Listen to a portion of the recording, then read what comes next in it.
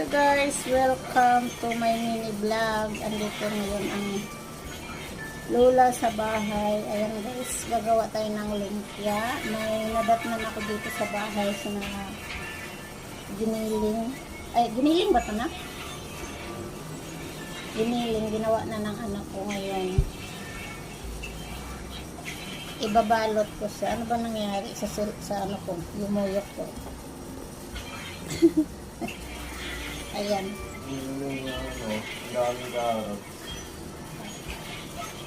Ngayon, ibabalot ko siya. Gawin natin siyang lumpia. Marami kang paros.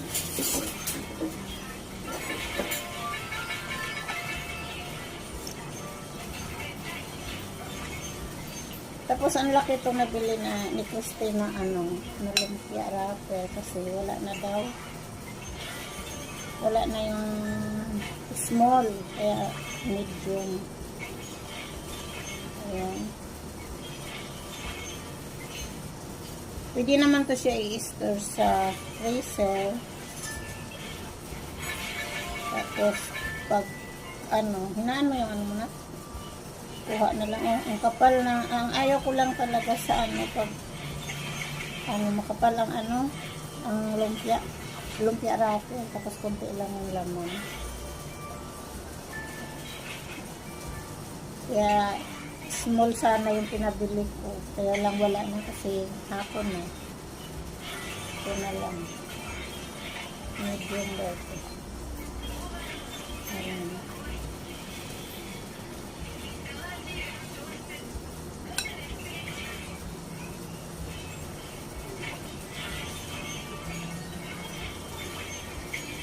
Ayan, para mayroon silang ulam. Pag naiwan sila dito sa bahay, mayroon silang ulam.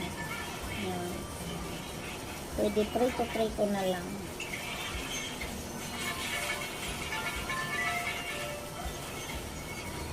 I-store na lang sa freezer.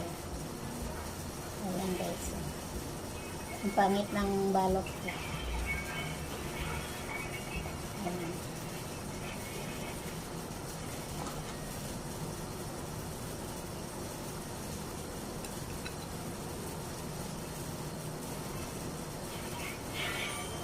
Ibalot natin lahat yan kung hanggang magkasya sa lumpia wrapper kasi 30 pesos lang itong binili ko.